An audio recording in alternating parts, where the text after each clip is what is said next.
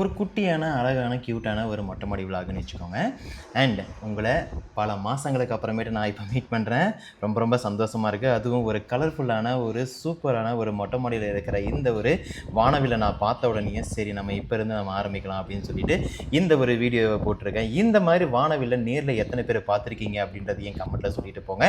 And நம்ம செம்ம பிஸியாக அந்த பிஸ்னஸ் ஒர்க்கு அது இதுன்னு சொல்லிட்டு போயிட்டு இருந்ததுனால கண்டினியூஸாக vlogs எல்லாம் போட முடியல, வீடியோஸ்லாம் போட முடியல. நிறைய பிளேசஸும் போய் சுற்றிட்டு வந்துட்டோம்.